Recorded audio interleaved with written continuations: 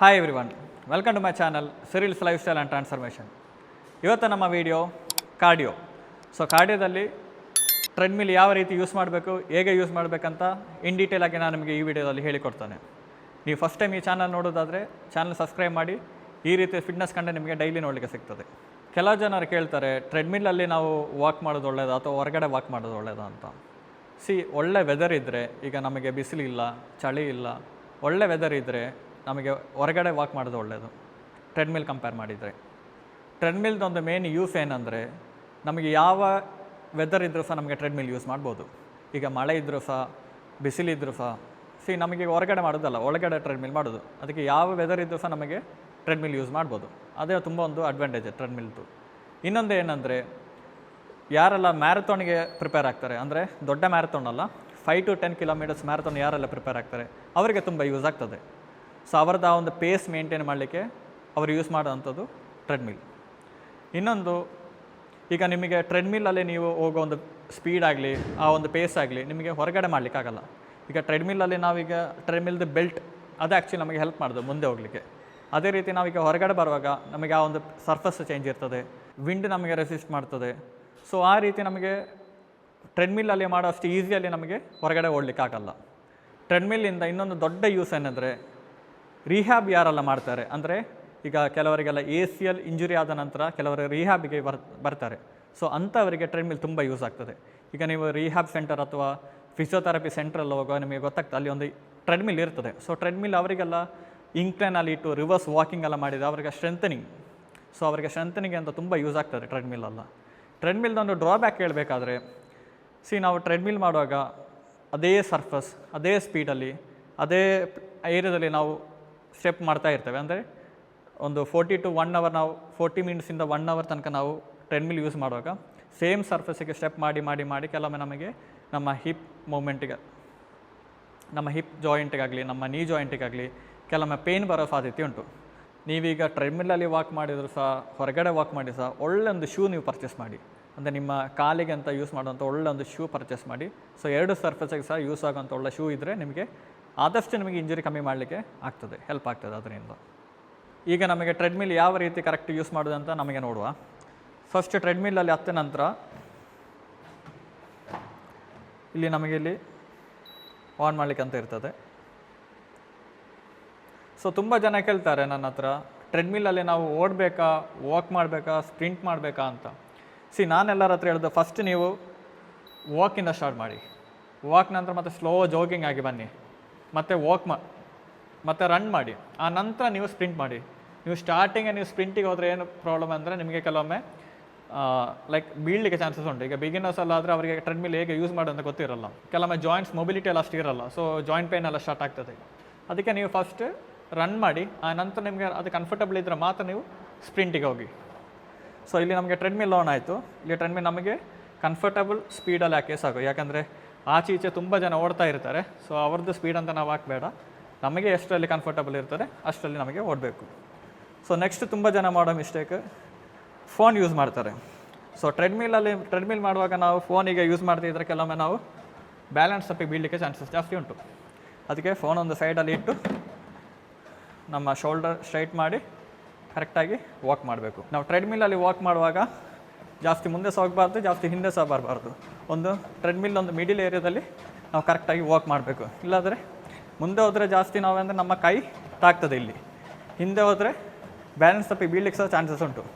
ಅದಕ್ಕೆ ಕರೆಕ್ಟ್ ಒಂದು ಮಿಡಿಲ್ ಏರಿಯಾದಲ್ಲಿ ಒಳ್ಳೆ ಶೋಲ್ಡರ್ ಓಪನ್ ಮಾಡಿ, ಸ್ಟ್ರೈಟ್ ಮಾಡಿ, ಬ್ಯಾಕ್ ಸ್ಟ್ರೈಟ್ ಮಾಡಿ ಕಾನ್ಫಿಡೆಂಟಾಗಿ ಈ ಥರ ನಡಿಬೇಕು. ಸೊ ಇದು ಆ್ಯಕ್ಚುಲಿ ಟ್ರೆಡ್ಮಿಲಲ್ಲಿ ವಾಕ್ ಮಾಡುವಾಗ ಇಷ್ಟೇ ನಾವು ಕಾನ್ಸಂಟ್ರೇಟ್ ಮಾಡಲಿಕ್ಕೆ. ಸೊ ತುಂಬ ಜನ ಮಾಡೋ ಮಿಸ್ಟೇಕ್, ಇಂಕ್ಲೈನಲ್ಲಿ ಡೈರೆಕ್ಟ್ 15ಗೆ ಅಂತ ಆಗ್ತಾರೆ. ಸೊ ನೀವು ಯಾವತ್ತೂ ಒಂದು ಬಿಗಿನರ್ ಆದರೆ ನೀವು ಯಾವತ್ತಾಗಿ ಮಾಡಲಿಕ್ಕೆ ಹೋಗಬೇಡಿ. ಟ್ರೆಡ್ಮಿಲಲ್ಲಿ ನಾವು ಇಂಕ್ಲೈನಲ್ಲಿ ಇಡುವಾಗ ಜಾಸ್ತಿ ಒಂದೊಂದು 4 ಅಥವಾ 5 ಅಷ್ಟೇ ಇಟ್ಟರೆ ಸಾಕು. ಯಾರೆಲ್ಲ ಹೈಕಿಂಗ್ ಮಾಡ್ತಾರೆ, ಇಲ್ಲ ಯಾರೆಲ್ಲ ಟ್ರಕ್ಕಿಂಗ್ ಮಾಡ್ತಾರೆ ಅವರಿಗೆ ಪ್ರಾಕ್ಟೀಸಿಗೆ ಅಂತ ಅವರು 15ಅಲ್ಲಿ ಇಟ್ಟು ಹೋಗ್ತಾರೆ. ಸೊ ನಮಗೆ ಆ್ಯಕ್ಚುಲಿ ಅದರದ್ದು ಅಗತ್ಯ ಇಲ್ಲ 15ಅಲ್ಲಿ ಇಡಬೇಕಾಗಿದ್ದು. ನಮಗೆ ಒಂದು 4 ಅಥವಾ 5ಅಲ್ಲಿ ಇಟ್ಟು ಕರೆಕ್ಟಾಗಿ ಒಂದು ಇಂಕ್ಲೈನಲ್ಲಿ ವಾಕ್ ಮಾಡಿ ಸಾಕು. ಈಗ ಹೈಕಿಂಗ್ ಎಲ್ಲ ಮಾಡುವವರು ನಿಮಗೆ ನೋಡಿರ್ಬೋದು ನೀವು, ಅವರು ಒಂದು ಬ್ಯಾಗ್ ಹಾಕಿ ಆ ಬ್ಯಾಗಲ್ಲಿ ಇನ್ನೂ ಸ್ವಲ್ಪ ಪ್ಲೇಟ್ಸ್ ಎಲ್ಲ ತುಂಬಿಸಿ ಮತ್ತು ಅವರು ಪ್ರಾಕ್ಟೀಸಿಗೆ ಅಂತ ವಾಕ್ ಮಾಡ್ತಾರೆ. ಸೊ ನಾವಾಗೆಲ್ಲ ಮಾಡುವ ಅಗತ್ಯ ಇಲ್ಲ. ನಾವು ಜಸ್ಟ್ 4 ಅಥವಾ 5 ಒಂದು ಇಂಕ್ಲೈನಲ್ಲಿ ಇಟ್ಟು ವಾಕ್ ಮಾಡಿ ಸಾಕು. ಇನ್ನೂ ತುಂಬ ಜನ ಮಾಡೋ ಮಿಸ್ಟೇಕ್, ಇಂಕ್ಲೈನಲ್ಲಿ ಇಟ್ಟು ಸಹ ಇಲ್ಲಿಗೆ ಹಿಡಿದು ಈಗ ನಡೀತಾರೆ, ಅದು ಸಹ 10-15 ಇಟ್ಟು ಈ ಥರ ನಡೀತಾರೆ.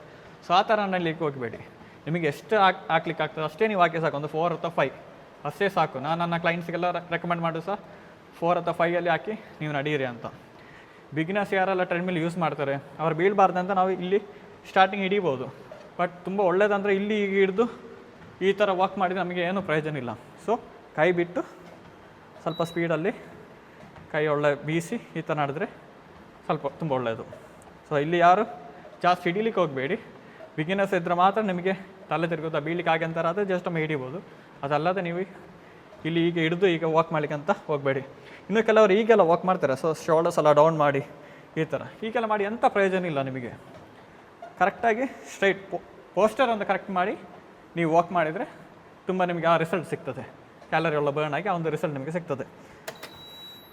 ಅದಲ್ಲದೆ ನೀವು ಸುಮ್ಮನೆ ಇಂಕ್ಲೈನಲ್ಲಿ ಒಂದು 15 ಹಾಕಿ 20 ನಿಮಿಷ ಆದ ನಂತರ ಈಗೆಲ್ಲ ವಾಕ್ ಮಾಡ್ತಾ ಇದ್ದರೆ ಏನೂ ಪ್ರಯೋಜನ ಇಲ್ಲ ನಿಮಗೆ. ನಾನು ಮೊದಲೇ ಹೇಳಿದ ನಿಮಗೆ ಇಂಕ್ಲೈನಲ್ಲಿ ಯಾರೆಲ್ಲ AC ಎಲ್ಲ ರಿಹ್ಯಾಬ್ ಎಲ್ಲ ಆಗಿದೆ, ಯಾರ್ದೆಲ್ಲ AC ಎಲ್ಲ ರಿಹ್ಯಾಬ್ ಆಗಿದೆ ಅವರು ಇಂಕ್ಲೈನಲ್ಲಿ ಉಲ್ಟಾ ವಾಕ್ ಮಾಡ್ತಾನೆ ಅಂತ ನಮಗೆ ಹೇಳಿದ್ದಾನೆ. ಅದು ಈ ರೀತಿ. ಸೊ ಈ ರೀತಿ ಅವರು ಉಲ್ಟಾ ವಾಕ್ ಮಾಡ್ತಾರೆ. ಅದು ಅವ್ರದ್ದು ಟ್ರೀಟ್ಮೆಂಟ್ಗಾಗಿ ಅವರು ಈ ರೀತಿ ವಾಕ್ ಮಾಡೋದು. ಸೊ ನಮಗೆ ನೋಡುವಾಗ ಸ್ವಲ್ಪ ಒಕ್ಕಡಾಗಿ ಫೀಲ್ ಆಗ್ತದೆ, ಬಟ್ ಆ್ಯಕ್ಚುಲಿ ಅದು ಅವ್ರದ್ದು ರಿಹ್ಯಾಬ್ಗೆ ಅಂತ ಉಲ್ಟಾ ಈ ರೀತಿ ವಾಕ್ ಮಾಡೋದು. ಸೊ ನಮಗೆ ಆ ಥರ ಮಾಡೋ ಅಂತ ಗೊತ್ತಿಲ್ಲ. ನಾವು ಸ್ಟ್ರೈಟಾಗಿ ಕೈಯೆಲ್ಲ ಬಿಟ್ಟು ಕರೆಕ್ಟಾಗಿ ವಾಕ್ ಮಾಡಿ ಸಾಕು.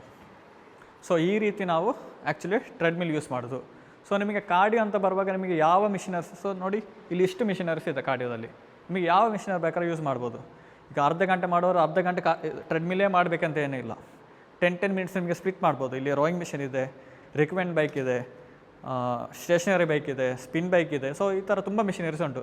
ಕ್ರಾಸ್ ಟ್ರೈನರಲ್ಲಿ ಇದೆ, ಎಲೆಕ್ಟ್ರಿಕಲ್ ಅಂತ ನಾವು ಹೇಳ್ತೇವೆ. ಇದೆಲ್ಲ ನಿಮಗೆ ಕಾರ್ಡಿಯೋ ಮಾಡುವಾಗ ಯೂಸ್ ಮಾಡ್ಬೋದು. ಟ್ರೆಡ್ಮಿಲ್ಲೇ ಮಾಡಬೇಕಂತಂತ ಇಲ್ಲ. ನಾನು ಪರ್ಸ್ನಲಿ ಯೂಸ್ ಮಾಡೋದು ಟ್ರೆಡ್ಮಿಲ್ ಮತ್ತು ಕ್ರಾಸ್ ಟ್ರೈನರ್. ನಾವು ಟ್ರೆಡ್ಮಿಲ್ಲಲ್ಲಿ ಓಡುವಾಗ ಅಂದರೆ ರನ್ ಮಾಡುವಾಗ ಸೌಂಡ್ ಮಾಡಬೇಡಿ. ಅಂದರೆ ಸೌಂಡ್ ಹೇಗಾಗೋದಂತ ನಾವು ಕೆಲವೊಮ್ಮೆ ಹಾರ್ಶಾಗಿ ನಾವು ಟ್ರೆಡ್ಮಿಲ್ಗೆ ಬೆಲ್ಟಿಗೆ ನಾವು ಮೆಟ್ಟಿ ಅಥವಾ ನಾವು ಸ್ವಲ್ಪ ರ್ಯಾಶಾಗಿ ನಾವು ಓಡುವಾಗ ಆ ಥರ ಸೌಂಡ್ ಬರ್ತದೆ. ಸೊ ಆ ರೀತಿ ಸೌಂಡ್ ಯಾರು ಮಾಡಬೇಡಿ. ಸೌಂಡ್ ಮಾಡಿದರೆ ಎಂಥ ಪ್ರಾಬ್ಲಮ್ ಅಂದರೆ ನಾವು ಫುಟ್ ನೋಡಿ ಈ ಥರ ಹಾರ್ಡಾಗಿ ನಾವು ನೆಲಕ್ಕೆ ಹಿಟ್ ಆಗ್ತದಲ್ಲ, ಸೊ ಆ ಟೈಮಲ್ಲಿ ನಮ್ಮ ನೀ ಜಾಯಿಂಟ್ಸ್ ಮತ್ತು ನಮ್ಮ ಲೋವರ್ ಬ್ಯಾಕಿಗೆ ಇಂಜುರಿ ಆಗಲಿಕ್ಕೆ ಚಾನ್ಸಸ್ ಉಂಟು. ಸೊ ಅದಕ್ಕೆ ನೀವು ಸ್ಮೂತಾಗಿ ಪ್ಲ್ಯಾಟ್ಫಾರ್ಮಲ್ಲಿ ಸ್ಮೂತಾಗಿ ಇಟ್ಟು ಆ ಸರ್ಫಸಲ್ಲಿ ನೀವು ಓಡಬೇಕು. ಕೆಲವರೆಲ್ಲ ಟ್ರೆಡ್ಮಿಲ್ ಮಾಡುವಾಗ ಅವರಿಗೆ ತಲೆ ಸುತ್ತೋದಾಗಲಿ ಆ ಥರ ಎಲ್ಲ ಕೆಲವರು ಪ್ರಾಬ್ಲಮ್ ಆಗ್ತದೆ. ಸೊ ಅಂಥವರಿಗೆ ತುಂಬ ಒಳ್ಳೆಯದು ಇದು ರಿಕಮೆಂಡ್ ಬೈಕ್.